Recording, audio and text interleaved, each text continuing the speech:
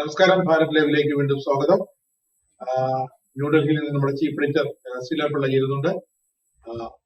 വിഷയം കൂറ പാർട്ടി എന്ന് നമ്മൾ കൂറക്കൂട്ടം എന്നൊക്കെ നമ്മൾ പറയുന്ന സി ജെ പി എങ്ങനെ മുഖ്യധാരയിലേക്ക് പറന്നു കയറി വരാം എന്നിപ്പോ ആലോചിച്ചുകൊണ്ടിരിക്കും അല്ലെ. അങ്ങനെയാണ് ചില സിമ്പതി കിട്ടുന്ന ചില നീക്കങ്ങൾ, ചില നാടകീയ നീക്കങ്ങൾ. പണ്ട് അരവിന്ദ് കെജ്രിവാൾ എന്ന പഴയ ഡൽഹി മുഖ്യമന്ത്രിക്ക്, ആം ആദ്മിയുടെ പഴയ നേതാവിന് അന്ന് ഡൽഹിയിലെ ജനതയ്ക്ക് മുന്നിൽ സിമ്പതി വാങ്ങിക്കൊടുത്ത അതേ PR പണിയാണ് അഭിജിത് ദിപ്കെ ഇപ്പോൾ കണ്ണടിയിൽ നോക്കി നടത്തിക്കൊണ്ടിരിക്കുന്നത്. തനിക്ക് അദ്ദേഹത്തിന് വേണ്ടി തന്നെ ചെയ്തുകൊണ്ടിരിക്കുന്നത്. കാരണം കഴിഞ്ഞ ജയ്പൂരിൽ വെച്ച് കഴിഞ്ഞ ദിവസം നല്ല അടി കിട്ടിയെന്ന് പറയും. പക്ഷെ അടിച്ചെങ്കിലും അടിയെല്ലാം വളരെ മൃദുവായിട്ടുള്ള അടിയായിരുന്നു. കാരണം എല്ലാം പ്ലാൻ ചെയ്ത അടിയാണെന്നാണ് ഏറ്റവും പുതിയ വിവരം. കാരണം ഈ ദിപ്കയാണ് പണ്ട് കെജ്രിവാളിനെ അടി വാങ്ങിച്ചു കൊടുത്ത് പ്രശസ്തനായി. ശരിക്കും ഡൽഹിയിലേക്ക് കെജ്രിവാളിന്റെ രംഗപ്രവേശം ഇപ്പോഴുണ്ട് അല്ലെ. പുതിയൊരു പ്രധാനമന്ത്രി, ശക്തനായ പ്രധാനമന്ത്രി ഉടൻ വരുമെന്ന് കെജ്രിവാൾ പ്രവചിച്ചിരിക്കുക.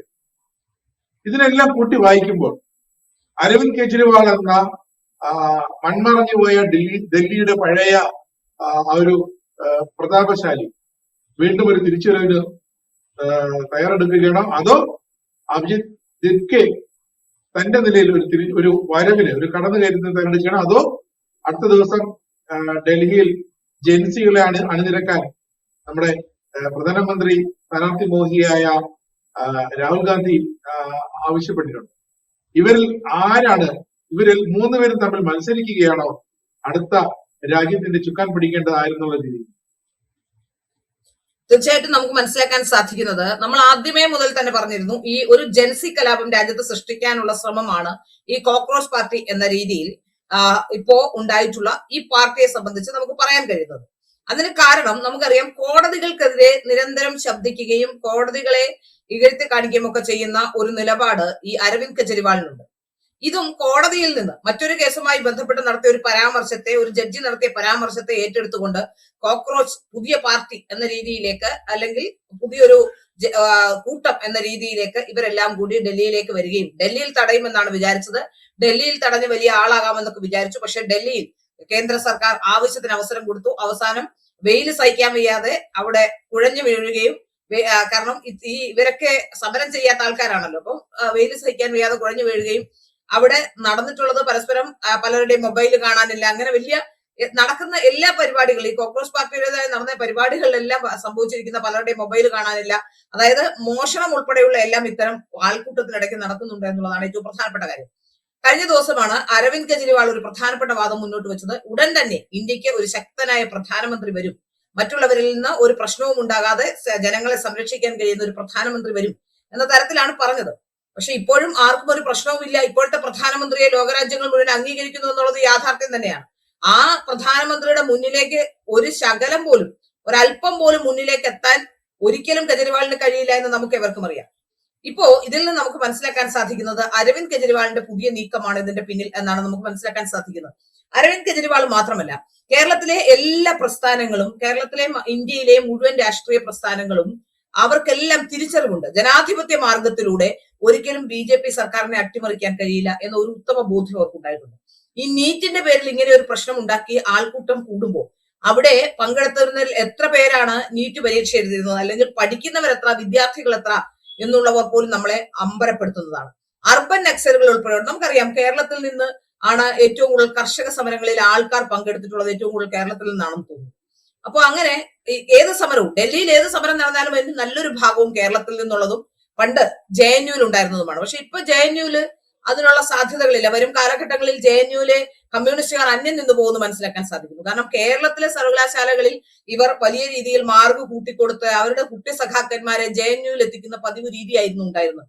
എന്നാൽ ഇപ്പോൾ അതിന് സാധിക്കില്ല. CUET എന്ന് പറയുന്ന കോമൺ എൻട്രൻസ് ടെസ്റ്റ് വന്നതോടുകൂടി എൻട്രൻസിൽ ക്വാളിഫൈഡ് ആകുന്നവർക്ക് മാത്രമേ ഡൽഹി സർവകലാശാലയിലും അതുപോലെ കേന്ദ്ര സർവകലാശാലകളിലെല്ലാം പഠിക്കാൻ കഴിയുകയുള്ളൂ എന്ന സ്ഥിതി വന്നതോടുകൂടി വലിയ പ്രതിസന്ധി ഇടതുപക്ഷ പ്രസ്ഥാനങ്ങൾ നേരിടുന്നുണ്ടെന്ന് നമുക്ക് മനസ്സിലാക്കാൻ സാധിക്കുന്നുണ്ട്.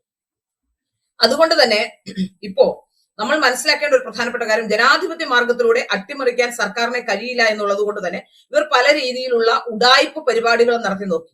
അതിൽ ഏറ്റവും പ്രധാനപ്പെട്ടതാണ് വോട്ടിംഗ് മെഷീനിലെ ക്രമക്കേട് പറഞ്ഞു നോക്കി.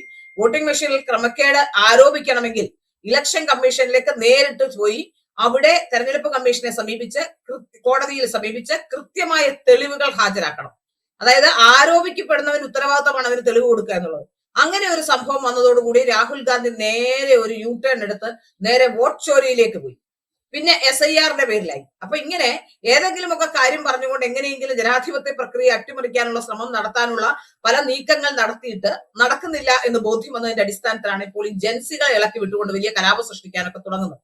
പക്ഷെ അതൊന്നും കേരളത്തിൽ നല്ല ഇന്ത്യയിലും എവിടെയും പോസിബിൾ ആകില്ല, ഇന്ത്യയിൽ പോസിബിൾ ആകില്ല എന്നാണ് മനസ്സിലാക്കാൻ സാധിക്കുന്നത്. കാരണം അത്രയും ശക്തനായ ഒരു പ്രധാനമന്ത്രി ഇവിടെ ഉണ്ട് എന്നുള്ളത് അത് ഏറ്റവും പ്രധാനപ്പെട്ട കാര്യം തന്നെയാണ്. അപ്പോ അതുകൊണ്ട് ഇപ്പോ ഇവർ ചെയ്തുകൊണ്ടിരിക്കുന്നത്, ഇപ്പോ ഈ കഴിഞ്ഞ ദിവസമാണ് ഇവരുടെ കൂട്ടത്തിൽ നിന്നുള്ളവർ, അതായത് ഈ കോക്രോച്ച് പാർട്ടിയുടെ പരിപാടിക്ക് വന്നിട്ടുള്ള ആൾക്കാർ തന്നെ ആദ്യം കൈ കൊടുക്കുകയും പിന്നീട് അഭിജിത് ദീപ്തയെ എടുത്തിട്ട് അടിക്കുകയും ചെയ്യുന്ന ദൃശ്യങ്ങൾ നമ്മൾ കണ്ടതാണ്. ഇതേ രീതിയിൽ 2019 ഡൽഹിയിൽ ആം ആദ്മി പ്രവർത്തകർ തന്നെ ഈ അരവിന്ദ് കെജ്രിവാളിനെ ഇങ്ങനെ അടിക്കുകയും പ്രശസ്തനാക്കാനുള്ള ശ്രമം നടത്തുകയും ഒക്കെ ചെയ്തു. നമുക്കറിയാം, നെഗറ്റീവ് ആണെങ്കിലും പോസിറ്റീവ് ആണെങ്കിലും ഇപ്പോൾ പബ്ലിസിറ്റി ഉണ്ടാക്കാൻ പലരും പല കാര്യങ്ങളും ചെയ്യുന്നുണ്ട്. ഇപ്പൊ നെഗറ്റീവ് പബ്ലിസിറ്റി ആയാലും പോസിറ്റീവ് പബ്ലിസിറ്റി ആയാലും അതൊരു പബ്ലിസിറ്റിയാണ്. ഒരാൾക്ക് വളരാനുള്ള, പ്രത്യേകിച്ച് ഇപ്പൊ നെഗറ്റീവ് പബ്ലിസിറ്റി ഒന്നും കാര്യമില്ല. ഏതെങ്കിലും രീതിയിൽ ഇപ്പൊ സോഷ്യൽ മീഡിയയിൽ നമുക്കറിയാമല്ലോ, സോഷ്യൽ മീഡിയ വഴിയാണ്. അതെ, സോഷ്യൽ മീഡിയയിൽ നടക്കുന്ന എല്ലാ കാര്യങ്ങളും നെഗറ്റീവ് പബ്ലിസിറ്റി ഉള്ളവർക്ക് ഇന്നത്തെ കാലത്ത് രക്ഷപ്പെടാൻ എളുപ്പമാണ്. പോസിറ്റീവ് പബ്ലിസിറ്റിയേക്കാൾ ഒരുപക്ഷെ ആൾക്കാർ കൂടുതൽ ശ്രദ്ധിക്കുന്ന നെഗറ്റീവ് പബ്ലിസിറ്റി ഉള്ളവരെയാണ്. നമ്മൾ അങ്ങനെ പലരെയും കണ്ടു. അടുത്ത കാലങ്ങളിലൊക്കെ നെഗറ്റീവ് പബ്ലിസിറ്റിയിലൂടെ വന്നിട്ടുള്ള പല ആൾക്കാരെയും നമ്മൾ കടക്കറ്റ് കേരളത്തിലെ പൊതുസമൂഹം വിമർശിക്കുന്നതും കണ്ടതാണ്. പക്ഷെ എങ്കിലും അവരുടെ പിറകെ ആയിരുന്നു ക്യാമറകളും ചാനലുകളും എല്ലാം എന്നുള്ളത് ഏറ്റവും പ്രധാനപ്പെട്ട കാര്യം തന്നെയാണ്. അപ്പോ അതിൽ നിന്ന് നമുക്ക് മനസ്സിലാക്കാൻ സാധിക്കുന്നത് ഇതിനും ഇതുപോലെയുള്ള ഒരു ശ്രമം തന്നെയാണ് ഇപ്പൊ അഭിജിത് ദീപ്തയുടെ കാര്യത്തിൽ നടത്തിയത്. വേണ്ട രീതിയിൽ ക്ലച്ച് പിടിക്കാതെ പോയൊരു നേതാവായതുകൊണ്ട് തന്നെ അഭിജിത് ദീപ്തയെ വീണ്ടും പുതിയ രീതിയിൽ അവതരിപ്പിക്കുക എന്ന നീക്കത്തിന്റെ ഭാഗം കൂടിയാണ് ഇപ്പോൾ നടക്കുന്നതെന്നാണ് മനസ്സിലാക്കാൻ സാധിക്കുന്നത്. ഏതായാലും അരവിന്ദ് കെജ്രിവാൾ, ഈ വിഷയവുമായി ബന്ധപ്പെട്ട് അരവിന്ദ് കെജ്രിവാൾ വലിയ ശുഭാപ്തി വിശ്വാസത്തിലും പ്രതീക്ഷയിലുമാണ്. വരുന്ന പ്രധാനമന്ത്രിയാകാനുള്ള ശ്രമത്തിലാണെന്നാണ് മനസ്സിലാക്കാൻ സാധിക്കുന്നത്. ഇതിൽ നിന്ന് നമുക്ക് മറ്റൊരു പ്രധാനപ്പെട്ട കൺക്ലൂഷനിൽ എത്താൻ കഴിയുന്നത്, ഭാവി പ്രധാനമന്ത്രി എന്ന സ്ഥാനത്ത് നിന്നും ഒരുപക്ഷെ രാഹുൽ ഗാന്ധി വിരമിക്കുകയും അവിടേക്ക് ഭാവി പ്രധാനമന്ത്രിയായി അരവിന്ദ് കെജ്രിവാൾ വരികയും ചെയ്യുന്ന ഒരു സ്ഥിതിവിശേഷത്തിലേക്കാണോ കാര്യങ്ങൾ പോകുന്നതെന്നാണ് കഴിഞ്ഞ 10-15 വർഷമായിട്ട് 20 വർഷത്തോളമായിട്ട് ഭാവി പ്രധാനമന്ത്രിയായി നമ്മുടെ രാഹുൽ ഗാന്ധി ഇങ്ങനെ നിൽക്കുകയാണ്. അപ്പോൾ രാഹുൽ ഗാന്ധിക്ക് വിരമിക്കാനുള്ള സമയമായി. പ്രായവും 56 വയസ്സൊക്കെ ആയി കാണും എന്തായാലും. അപ്പം വിരമിക്കാനുള്ള മുൻ രാഷ്ട്രപതി അബ്ദുൽ കലാം പറഞ്ഞിട്ടുണ്ടായിരുന്നു, സ്വപ്നം കാണുന്ന ഒരു യുവത്വം അതാണ് ഭാരതത്തിൽ വേണ്ടത്. ഏതാണ്ട് നരേന്ദ്രമോദിജി അത് യാഥാർത്ഥ്യമാക്കിക്കൊണ്ടിരിക്കുകയാണ്. ഭാവി പ്രധാനമന്ത്രിയാകാൻ സ്വപ്നം കാണുന്ന ഒരു കൂട്ടം ചെറുപ്പക്കാരും വയോധികരും. രാഹുൽ ഗാന്ധി ചെറുപ്പക്കാരെന്ന് പറയാൻ കഴിയില്ല. ഒരു 60 വയസ്സോളം ആയിട്ടുണ്ട്. 55 വയസ്സിന് മുകളിൽ എന്തായാലും ആയിട്ടുണ്ടാവും എന്നാണ് എനിക്ക് തോന്നുന്നത്. ഒരു വാർദ്ധക്യത്തിന്റെ തുടക്കമൊക്കെ ആയി തുടങ്ങിയിട്ടുണ്ട്. അതുപോലെ തന്നെയാണ് അരവിന്ദ് കെജ്രിവാളിനും. അപ്പൊ അതുകൊണ്ട് തന്നെ നമുക്ക് മനസ്സിലാക്കാൻ സാധിക്കുന്നത്, ഭാവി പ്രധാനമന്ത്രി എന്ന രീതിയിലേക്ക് ഇനി അരവിന്ദ് കെജ്രിവാൾ ഭാവി പ്രധാനമന്ത്രിയാവുകയും രാഹുൽ ഗാന്ധി ഭാവി പ്രധാനമന്ത്രി പദം ആ സ്വപ്നം ഉപേക്ഷിക്കുകയും ചെയ്യുന്ന ഒരു കാലഘട്ടത്തിലാണോ നമ്മൾ പോകുന്നതെന്ന് നമുക്ക് സംശയം തോന്നും. ഏതായാലും ഈ വിഷയത്തിൽ ഇവരാരെന്ത് കലാപം സൃഷ്ടിക്കാൻ ശ്രമിച്ചാലും ആ കലാപം സൃഷ്ടിക്കാനുള്ള ശ്രമം നടക്കില്ല എന്നുള്ളതാണ് മനസ്സിലാക്കാൻ സാധിക്കുന്നത്. ഈ ജൻസികളുടെ നമ്മുടെ ഡൽഹിയിലെ ജന്തർ മന്ദിറിൽ വന്നിട്ടുള്ള ആ പരിപാടിയിൽ തന്നെ മാധ്യമപ്രവർത്തകർ മൈക്കും കൊണ്ട് ചെല്ലുമ്പോൾ പലരും പഠിക്കുന്നുണ്ടെന്ന് പറയുന്നു. ബികോം എന്ന് ചോദിച്ചാൽ എന്താണ് അതിന്റെ ഫുൾ ഫോം എന്ന് ചോദിച്ചാൽ അറിയില്ല. BA എന്താണെന്ന് അറിയില്ല. BAക്കാണ് പഠിക്കുന്നത്, ബികോമിനാണ് പഠിക്കുന്നതെന്ന് പറയുന്നു. ചിലർ പറയുന്നു ഞാൻ ചെരുപ്പുകട നടത്തുന്നുണ്ട്, ബികോമും പഠിക്കുന്നുണ്ട്. നമുക്ക് ഇതിൽ നിന്നൊക്കെ ഈ വ്യാജ നറേറ്റീവുകളും ഇങ്ങനെ കള്ളത്തരങ്ങളും പൊള്ളത്തരങ്ങളും ഒക്കെ പുറത്തു വന്ന കാഴ്ച നമ്മൾ കണ്ടതാണ്. അതുകൊണ്ട് തന്നെ ഈ സമരം സത്യത്തിൽ അഭിജിത് ദീപ്തെ അമേരിക്കയിൽ നിന്ന് ഡീപ്പോർട്ട് ചെയ്യപ്പെട്ട ആളാണ്. അമേരിക്കയിൽ നിന്ന് ഇവിടെ വന്ന് അതിനൊരു വലിയ പ്രാധാന്യം കിട്ടും, അതിലൂടെ വലിയ നേതാവാകുമെന്നാണ് സത്യത്തിൽ വിചാരിച്ചിരുന്നത്. അത് ഭംഗിയായി നരേന്ദ്രമോദി പൊളിച്ചു കൊടുത്തു എന്നുള്ളതാണ്. അഭിജിത് ദീപ്തയ്ക്ക് എല്ലാ സൗകര്യങ്ങളും നൽകി, പ്രൊട്ടക്ഷൻ നൽകി, ജന്തർ മന്ദറിലേക്ക് എത്തിച്ച് സമരം ചെയ്യാനുള്ള എല്ലാ അവസരവും ഉണ്ടാക്കി കൊടുത്തു എന്നുള്ളതാണ്.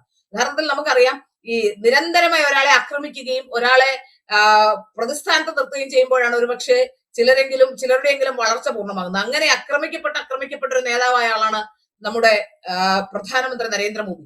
ഒരു കാര്യവും കൂടാതെ ഒരുപാട് ആക്രമിക്കപ്പെട്ട ഒരാളാണ്. അപ്പോ അത് തീർച്ചയായിട്ടും അദ്ദേഹത്തിന് ഇവരുടെ ഗിമ്മിക്ക് എന്താണെന്ന് മനസ്സിലായി. അവിടെ നിന്നും വരുന്നത് നേരത്തെ അനൗൺസ് ചെയ്യുന്നു, ഞാൻ എയർപോർട്ടിൽ എത്തുമെന്ന് പറയുന്നു, എയർപോർട്ടിലേക്ക് ആരും വരരുതെന്ന് പറയുന്നു. പക്ഷെ എയർപോർട്ടിലേക്ക് പോലീസും സുരക്ഷാ സേനയും ഒക്കെ ചെന്ന് അവിടെ നിന്നും അഭിജിത്തെ അപ്പോ എല്ലാവരും വിചാരിച്ചു അറസ്റ്റ് ചെയ്യുമെന്ന് വിചാരിച്ചു. അറസ്റ്റ് ചെയ്താൽ ജനാധിപത്യം മരിക്കുന്നു എന്ന് പറഞ്ഞ് ബഹളം വെക്കാം. എല്ലാ അർബൻ നക്സലുകൾക്കും ബാക്കിയുള്ള എല്ലാ തരത്തിലുള്ള അരാജകത്വവാദികൾക്കും ഒരുമിച്ച് ചേർന്നുകൊണ്ട് രാജ്യം അരാജകത്വത്തിലേക്ക് പോകുന്നില്ല, അത് നന്നായി പോകുന്നു എന്ന് പറയാനുള്ള ഒരു അവസരം ഉണ്ടാവും. പുരോഗമനം എന്ന് പറഞ്ഞാൽ ഇവരുടെ അരാജകത്വമാണ് എന്ന വാദമാണ് ഇവർ മുന്നോട്ട് വെക്കുന്നത് യഥാർത്ഥത്തിൽ. എന്നാൽ അതല്ല, അരാജകത്വവും പുരോഗമനവും തമ്മിൽ അജഗജാന്തര വ്യത്യാസമുണ്ടെന്ന് മനസ്സിലാക്കേണ്ടതുണ്ട്. ഇവിടെ ജൻസി തലമുറയെ അരാജകത്വത്തിലേക്ക് വലിച്ചിഴച്ച് അവരെ രാജ്യത്തിനെതിരെ പോരാടാൻ പ്രോത്സാഹിപ്പിക്കാനുള്ള ശ്രമമായിരുന്നു നടന്നുകൊണ്ടിരുന്നത്. ഒരു തരത്തിൽ പറഞ്ഞാൽ ഒരു രാജ്യവിരുദ്ധ പ്രവർത്തനം തന്നെയാണ് അഭിജിത്തെയും ഈ പറയപ്പെടുന്ന അരവിന്ദ് കെജ്രിവാൾ അടക്കമുള്ളവർ നടത്തുന്നത്. അരവിന്ദ് കെജ്രിവാൾ കോടതിയെ ചോദ്യം ചെയ്യാൻ ഏതോ ഒരു പരിപാടിയിൽ RSSന്റെ പരിപാടിയിൽ പങ്കെടുത്തിട്ടുള്ള ആളായതുകൊണ്ട് എന്റെ കേസിൽ വിധി പറയേണ്ട എന്ന് പറഞ്ഞുകൊണ്ട് കോടതിയെ തെറ്റിദ്ധരിപ്പിക്കാനും അല്ലെങ്കിൽ കോടതിയെ വെല്ലുവിളിക്കാനും ഒക്കെ ഉള്ള ശ്രമങ്ങൾ നടത്തിയത് നമ്മൾ കണ്ടതാണ്. അപ്പൊ അതിൽ നമുക്ക് മനസ്സിലാക്കാൻ സാധിക്കുന്ന അരവിന്ദ് കെജ്രിവാളിന് എങ്ങനെയെങ്കിലും തിരിച്ചു വരണം, അതിനുള്ള ഒരു സാധ്യതയാണ് അരവിന്ദ് കെജ്രിവാൾ നോക്കുന്നത്. അരവിന്ദ് കെജ്രിവാളിനോടൊപ്പം തോളോട് തോൾ ചേർന്ന് പ്രവർത്തിച്ചിരുന്ന ആളാണ് അഭിജിത്തെ. പക്ഷേ സോഷ്യൽ മീഡിയ അത് ഫലപ്രദമായി കണ്ടെത്തി. ഇയാളുടെ ബാക്കിയുള്ള നേരത്തെ ഉണ്ടായിരുന്ന ഇയാളുടെ ആക്ടിവിറ്റീസ് കണ്ടെത്തിയതോടുകൂടി സത്യത്തിൽ ഇപ്പോ അഭിജിത്തെയും കൂട്ടരും ഒക്കെ പൊളിഞ്ഞു നിൽക്കുകയാണ്. ഇനി എന്തൊക്കെ ചെയ്താലും, അടികൊണ്ടാലും ചവിട്ടു വാങ്ങിയാലും എന്തൊക്കെ ചെയ്താലും ഇനി ഒരു ഭാവി പ്രധാനമന്ത്രിയാകാമെന്നോ അല്ലെങ്കിൽ ഒരു ജൻസി കലാപം ഉണ്ടാക്കാമെന്നോ അല്ലെങ്കിൽ ഏതെങ്കിലും തരത്തിൽ ഒരു രാഷ്ട്രീയ പാർട്ടിയുമായി മുന്നോട്ട് പോകാമെന്നും അഭിജിത്തെയും കെജ്രിവാളും വിചാരിക്കുന്നുണ്ടെങ്കിൽ അവിടെ തെറ്റി. ഇനി അതിനുള്ള സാധ്യതയില്ല എന്നാണ് മനസ്സിലാക്കാൻ സാധിക്കുന്നത്. ഈ തിഹാർ ജയിലിൽ മാസങ്ങളോളം എത്ര നിഷ്കളങ്കർ കിടന്നാലും അവർ അവിടുന്ന് പുറത്തിറങ്ങുന്നത് കൊടും ക്രിമിനലായിട്ടായിരിക്കും നേരത്തെ കേട്ടിട്ടുണ്ട്. ആ സ്ഥിതിക്ക് തിഹാർ ജയിലിനും അവിടുത്തെ അന്തരീക്ഷത്തിനും ഒന്നും ഒരു മാറ്റവും വന്നിട്ടില്ല. നമ്മുടെ കെജ്രിവാൾ മാസങ്ങളോളം തിഹാർ ജയിലിൽ കിടന്ന് സുഖിച്ച് കിടന്നിട്ട് തിരിച്ചു വന്ന വ്യക്തിയാണ്. അപ്പോൾ അതിൽ നിന്നും ഇതും ഇതിലപ്പുറം പ്രതീക്ഷിക്കാം അല്ലേ? തീർച്ചയായും അരവിന്ദ് കെജ്രിവാൾ എല്ലാ ശ്രമവും ഉപയോഗിക്കും എന്നുള്ളതാണ് നമുക്ക് മനസ്സിലാക്കാൻ സാധിക്കുന്നത്. സത്യത്തിൽ അഴിമതിക്കെതിരെ പറഞ്ഞുകൊണ്ട് രംഗത്ത് വന്ന അരവിന്ദ് കെജ്രിവാൾ പിന്നീട് വലിയ അഴിമതിക്കാരനാകുന്നതും അരവിന്ദ് കെജ്രിവാളിന്റെ വീടടക്കമുള്ളവയൊക്കെ നമ്മൾ കണ്ടതാണ്. അതിൽ നിന്ന് നമുക്ക് മനസ്സിലാക്കാൻ സാധിക്കുന്നത് ഏറ്റവും വലിയ അഴിമതിക്കാരനായി അരവിന്ദ് കെജ്രിവാൾ രൂപാന്തരപ്പെട്ടു എന്നുള്ളത് നമ്മൾ കണ്ട കാര്യമാണ്. അപ്പൊ പറഞ്ഞ കാര്യങ്ങളും പറഞ്ഞ വാക്കും പ്രവൃത്തിയും തമ്മിൽ അജഗജാന്തര വ്യത്യാസം ഉണ്ടായിരുന്നു നമുക്ക് മനസ്സിലാക്കാൻ സാധിക്കുന്നു. ഏതായാലും എല്ലാ ശ്രമങ്ങളും അതിനെ എല്ലാ രാജ്യവിരുദ്ധ ശക്തികളുടെയും മറ്റ് സംസ്ഥാനങ്ങളുടെയും മറ്റ് രാജ്യങ്ങളുടെയും ഒക്കെ പിന്തുണ, മറ്റ് സംസ്ഥാനങ്ങളിലുള്ള ഇടതുപക്ഷക്കാരുടെയും വലതുപക്ഷക്കാരുടെയും ഒക്കെ പിന്തുണ അരവിന്ദ് കെജ്രിവാളിന് ലഭ്യമാവുകയും ചെയ്തു. കാരണം ഈ ജനാധിപത്യപരമായി ഒരിക്കലും അടുത്ത കാലത്തെങ്ങും നരേന്ദ്രമോദിയുടെ സർക്കാരിനെയോ BJP സർക്കാരിനെയോ ഒരിക്കലും താഴെയിടാൻ കഴിയില്ല എന്ന ഉത്തമ ബോധ്യം അവർക്കുണ്ട്. ഒന്നിനു പിറകെ ഒന്നായി ഇനി നരേന്ദ്രമോദി അല്ലെങ്കിൽ ഒരു ഡസൻ നേതാക്കന്മാർ അടുത്ത സ്ഥാനത്തേക്ക് വരാനുള്ള തരത്തിൽ സംഘപരിവാറും BJPയും ചേർന്നവരെ പരുവപ്പെടുത്തിയിട്ടുണ്ട്. അതുകൊണ്ട് തന്നെ ഇവരാരും വിചാരിക്കുന്ന ഒരു കാര്യവും നടക്കില്ല എന്നാണ് നമുക്ക് മനസ്സിലാക്കാൻ സാധിക്കുന്നത്. പക്ഷെ ഈ അഭിജിത്ത് പറയുന്നത് പോലെയല്ല. പക്ഷെ നാളെ ജൂൺ 17 ഡൽഹിയിൽ ജൻസികളോട് ഒത്തുകൂടാനായിട്ട് ഈ പ്രധാനമന്ത്രി സ്ഥാനമൊഴിയായ രാഹുൽ ഗാന്ധി നേരിട്ട് ആവശ്യപ്പെട്ടിട്ടുണ്ട്. അത് പക്ഷെ ആവശ്യപ്പെടുന്നത് കോൺഗ്രസിന്റെ പ്രതിപക്ഷ നേതാവും കോൺഗ്രസിന്റെ മുതിർന്ന നേതാവും ഒക്കെയാണ്. അങ്ങനെ വരുമ്പോൾ സ്വാഭാവികമായും ഈ ജൻസി ഈ കോൺഗ്രസ് പാർട്ടി വിളിച്ചു വരുത്തിയതുപോലെയല്ല, ഒരു നല്ലൊരു തിരക്ക് അവിടെ ഉണ്ടാകാൻ സാധ്യതയുണ്ട്. ഒന്നുകിൽ KSU യൂത്ത് കോൺഗ്രസ് പ്രവർത്തകരെങ്കിലും തടിച്ചുകൂടാൻ സാധ്യതയുണ്ട്. അങ്ങനെയെങ്കിൽ അതൊരു ക്രമസമാധാന പ്രശ്നമായി മാറാൻ സാധ്യതയില്ല. ക്രമസമാധാന പ്രശ്നം ഉണ്ടാവുന്നതിനെ എങ്ങനെ നേരിടണമെന്ന് ഡൽഹി പോലീസിന് അറിയാം. അതുകൊണ്ട് അങ്ങനെ ഒരു പ്രശ്നം ഉണ്ടായാൽ അത് എങ്ങനെ നേരിടണം എന്ന് പോലീസിന് അറിയാവുന്നിടത്തോളം കാലം അങ്ങനെ ഒരു പ്രശ്നം ഉണ്ടാവില്ല. പിന്നെ രാഹുൽ ഗാന്ധി ഇതുവരെ നടത്തിയിട്ടുള്ള തെരഞ്ഞെടുപ്പുകളും വലിയ ജനപ്രീതി ഉണ്ടാക്കുന്ന തരത്തിലുള്ള യാത്രകളും ഒക്കെ നടത്തിയിട്ട് അതിന്റെ ഔട്ട്കം എന്താണ്? കഴിഞ്ഞ 15 വർഷമായിട്ട് 10-12 വർഷമായിട്ട് ഇങ്ങനെ ഭാവി പ്രധാനമന്ത്രിയായി തുടരുന്നു. എന്നും നമ്മുടെ രാജ്യത്തെ കുറിച്ച് അവമതിപ്പുണ്ടാക്കുന്ന രീതിയിൽ സംസാരിക്കുന്നു, നേതാക്കന്മാരെ മോശം പറയുന്നു, അഴിമതി ആരോപണങ്ങൾ ഉന്നയിക്കുന്നു, വോട്ട് ചോരിയെ പറ്റി പറയുന്നു, വോട്ടിംഗ് മെഷീന്റെ തകർച്ചയെ പറ്റി പറയുന്നു. എന്തെങ്കിലും ഒരു കാര്യം ക്രെഡിബിളായി പറയാൻ രാഹുൽ ഗാന്ധിക്ക് കഴിഞ്ഞിട്ടുണ്ടോ? RSSനെ സംബന്ധിച്ച് പറഞ്ഞ പരാമർശങ്ങൾ, അതിന് മാപ്പ് പറയേണ്ടി വരുന്നു. അപ്പൊ നമുക്ക് മനസ്സിലാക്കാൻ സാധിക്കുന്നത് ക്രെഡിബിലിറ്റി ഇല്ലാത്ത അല്ലെങ്കിൽ ക്രെഡിബിളായ ഒരു കാര്യം പറയാൻ അറിയാത്ത, രാഷ്ട്രീയം അറിയാത്ത ഒരാളാണ് രാഹുൽ ഗാന്ധി. രാഹുൽ ഗാന്ധി ആരെ സംഘടിപ്പിച്ചാലും ഇത്രയൊക്കെ തന്നെ സംഭവിക്കാൻ പോകുന്നുള്ളൂ എന്ന് കേരളീയ പൊതുസമൂഹത്തിനും ഇന്ത്യൻ പൊതുസമൂഹത്തിനും ഒക്കെ അറിയാം. അതുകൊണ്ട് തന്നെ രാഹുൽ ഗാന്ധി ഇപ്പൊ ആരും വകവെക്കുന്ന പോലുമില്ല. ഒരു പ്രതിപക്ഷ നേതാവ് എന്ന രീതിയിൽ പോലും വകവെക്കാൻ കൊള്ളാത്ത ഒരാളാണ് എന്ന തരത്തിൽ തന്നെയാണ് ജനങ്ങൾ അദ്ദേഹത്തെ കാണുന്നത്.